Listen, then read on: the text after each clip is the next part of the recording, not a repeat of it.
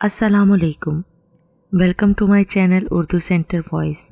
तमाम video updates के लिए उर्दू सेंटर वॉइस को सब्सक्राइब करके बेल नोटिफिकेशन को ऑन कर दें। तो आइए सुनते हैं आज की वीडियो में एक ग़ुलाम जिन की दिलगुदाज कहानी। ये वाक़या मेरी वालिदा अक्सर औक़ात हमें बचपन में सुनाया करती थी। ये वाक़या तक़सीम हिंद से कुछ साल पहले का है। मेरी वालिदा की नानी उन दिनों लखन के नवाब की हवेली में खातिमा थीं। उनके पकाए गए खानों की हवेली में बहुत धूम थी। बूढ़े बच्चे जवान हर कोई मामा शकूरन के खानों की तारीफ़ करते थे। कदीम लखन में उस वक्त खाना पकाने वाली औरत को लोग मामा ही कहते थे, जैसे आजकल हमारे पाकिस्तान के शहरों में काम वाली औरत को मासी और हिंदुस्तान में बाई कहा जाता है।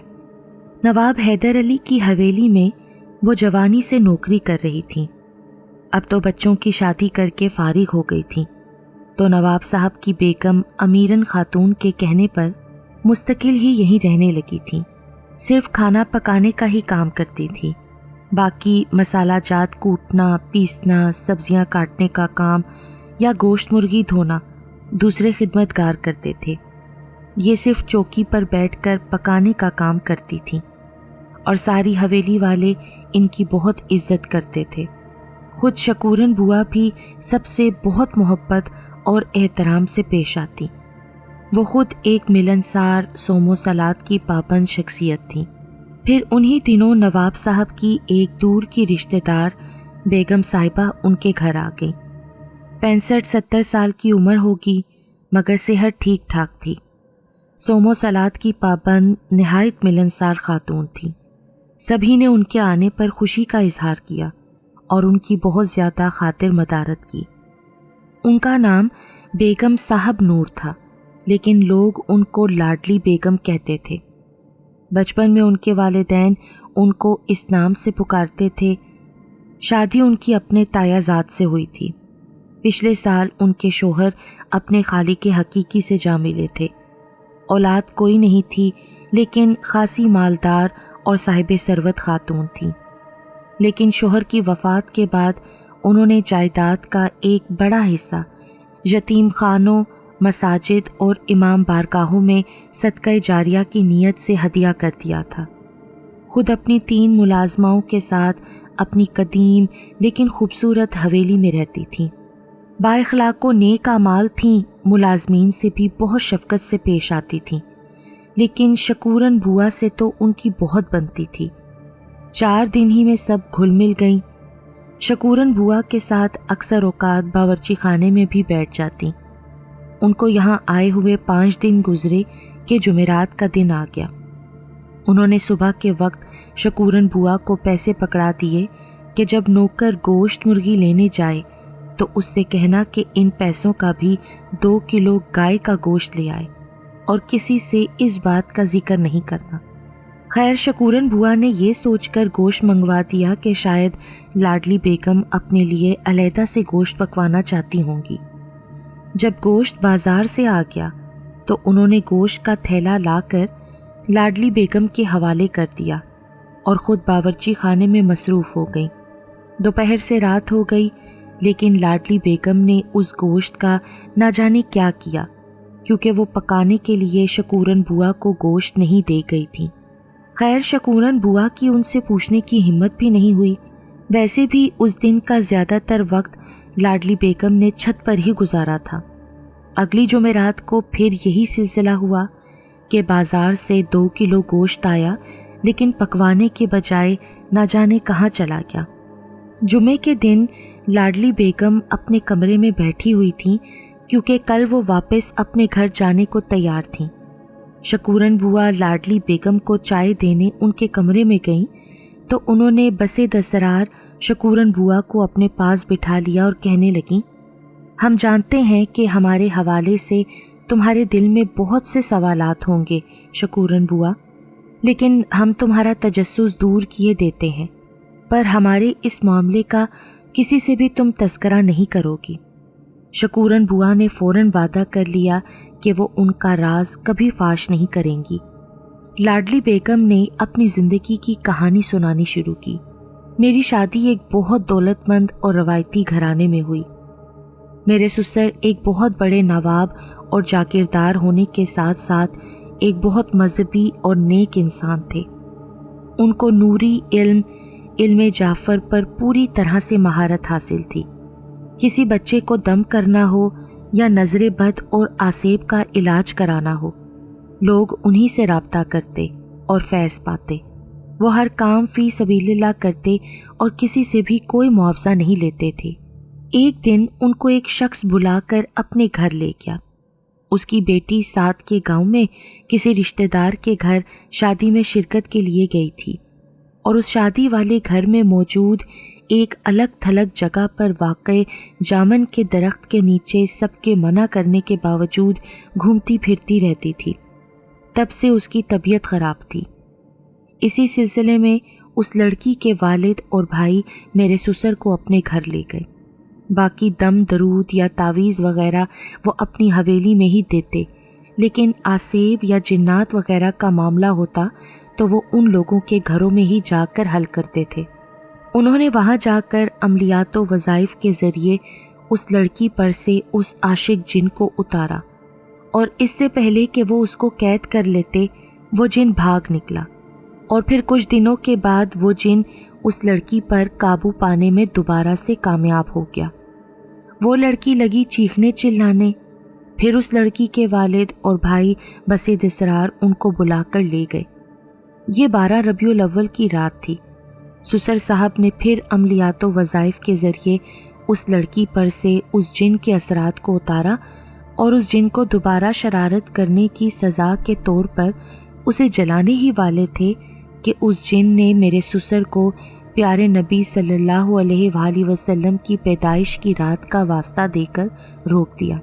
اس بات سے ثابت ہوتا تھا کہ وہ جن بھی مسلمان تھا اور نبی کریم صلی اللہ علیہ وآلہ وسلم کو ماننے والوں میں سے تھا، اس لیے انہوں نے اس جن کو جلانے کا ارادہ ترک کر دیا۔ لیکن ایک کیل جس پر قرآن مجید کی مقدس آیات کی تلاوت کی گئی تھی، مختلف وظائف پڑھے گئے تھے، وہ اس جن کے سر پر ٹھونک دی۔ اس سے نہ صرف وہ جن انسانی شکل میں آ گیا، بلکہ وہ اب پوری طرح سے میرے سسر جن کو سب میاں جی کہتے تھے ان کے قابو میں آ گیا اور ان کا غلام بن کر رہ گیا۔ اصل نام تو جانے اس جن کا کیا تھا، لیکن ایک صبح میاں جی نے اس کا تعارف ہم سے کروایا اور بتایا کہ اس لڑکے کا نام عبدل ہے۔ وہ ایک 15-20 سال کا پتلا دبلا لڑکا تھا۔ یوں عبدل ایک خدمتگار کے طور پر ہماری حویلی میں کام کرتا، کسی سے زیادہ بات چیت نہیں کرتا تھا۔ اس کے ماں باپ کے بارے میں میاں جی نے یہ بتایا تھا کہ اس کے ماں باپ کا انتقال ہو گیا تھا، اور عبدل ایک دوست کے توسط سے ان تک پہنچا ہے۔ اصل حقیقت سے کسی کو بھی آگاہی نہیں تھی۔ عبدل ایک کام سے کام رکھنے والا لڑکا تھا۔ وہ اکیلا ہی 10 آدمیوں کے برابر کام کر لیتا تھا۔ کسی سے زیادہ بات نہ کرتا سوائے میرے، کیونکہ میں اس سے بہت محبت اور شفقت سے پیش آتی تھی۔ شادی کے کئی سالوں کے گزر جانے کے بعد بھی میرا دامن اولاد سے خالی تھا، جبکہ میرے شوہر میری اجازت سے ہماری شادی کے 7 سال بعد ہی دوسری شادی کر چکے تھے، اور ان کی بیوی، 2 بیٹیاں اور 1 بیٹا علیحدہ مکان میں رہتے تھے۔ رفتہ رفتہ میرے دل میں عبدل کے لیے ممتا کا جذبہ پیدا ہو گیا تھا، اور وہ بھی ایک ماں کی طرح میرا احترام کرتا تھا۔ میرے شوہر اور میاں جی کو اس بات پر کوئی اعتراض نہیں تھا۔ وقت گزرتا گیا، میں نے اب بڑھاپے کی دہلیز پر قدم رکھ دیا تھا، اور زیادہ تر وقت عبادت یا اللہ کے بندوں کی مدد میں گزارا کرتی تھی۔ ایک دن گندم کی کٹائی کے دنوں میں عبدل دوسرے ملازمین کے ساتھ مل کر گندم کی بوریوں کو گودام میں رکھ رہا تھا کہ ایک لکڑی کا چھوٹا سا تختہ سر پر لگنے سے چھوٹا سا زخم ہو گیا۔ مجھے ایک نوکر نے آ کر یہ بات بتائی تو میں نے فوراً ہی عبدل کو بلوا بھیجا کہ اماں جی تمہیں بلا رہی ہیں۔ عبدل نے سب سے پہلے مجھے ماں جی کہہ کر بلایا، اور اس کی دیکھا دیکھی سب نوکر مجھے ماں جی کہنے لگے۔ مجھے اس لفظ سے جو خوشی ملتی تھی وہ ایک بے اولاد عورت ہی جان سکتی ہے۔ خیر، میرے کہنے پر وہ فوراً ہی آ گیا۔ میں نے اس کو تخت پر بٹھایا اور ٹھنڈا شربت پلایا، پھر اس کا زخم دیکھنے لگی۔ معمولی سا زخم تھا، مجھے یہ دیکھ کر تسلی ہوئی۔ اس وقت دوپہر کے 3 بجے کا وقت تھا۔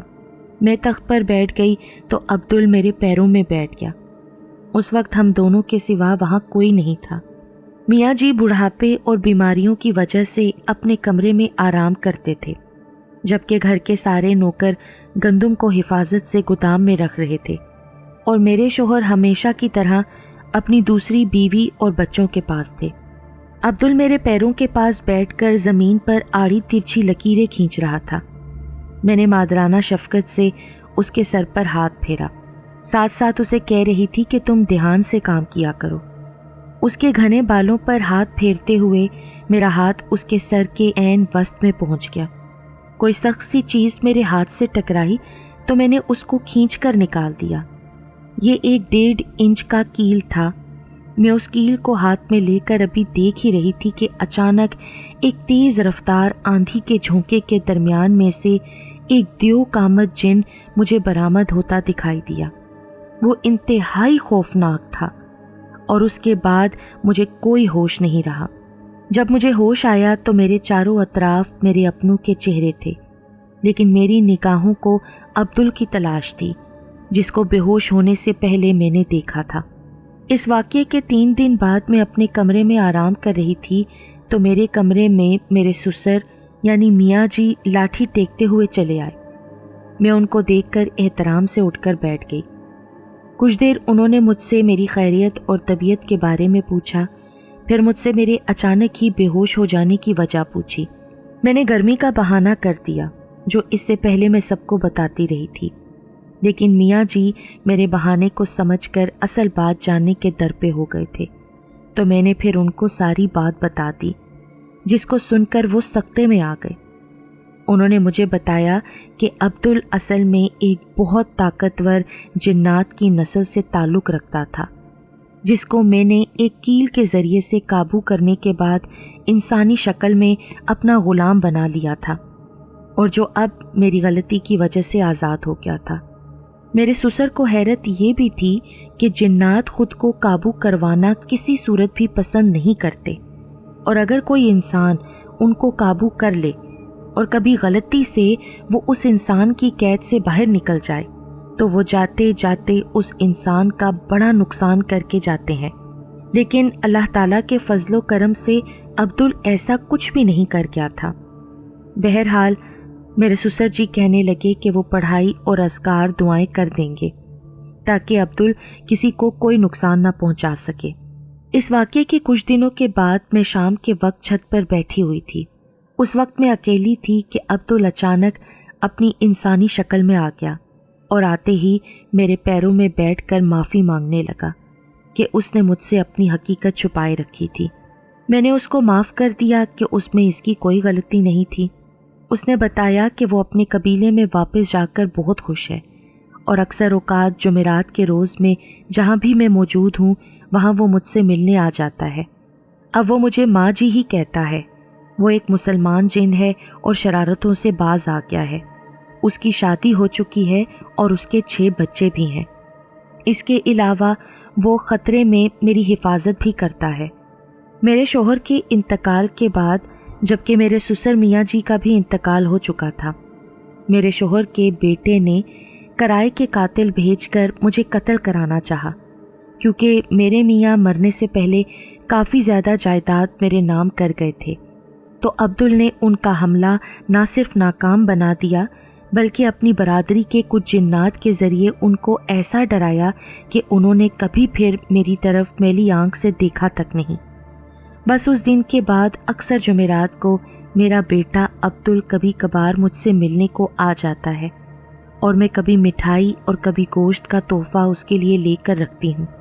اپنی بات ختم کرنے کے بعد لاڈلی بیگم نے اطمینان سے پان کی گلوری گلے میں دبائی، جبکہ ماما شکورن تو ان کی بات سن کر حیرت زدہ رہ گئی تھی۔ لاڈلی بیگم، کیا آپ کو ڈر نہیں لگتا اس سے؟ ماما شکورن نے ڈرتے ڈرتے پوچھا، جبکہ لاڈلی بیگم نے مسکراتے ہوئے کہا، ارے ماما شکورن، محبت اور شفقت ایک ایسا ہتھیار ہے جس سے انسان اور جانور ہی نہیں جن جیسی ہستی کو بھی قابو کیا جا سکتا ہے۔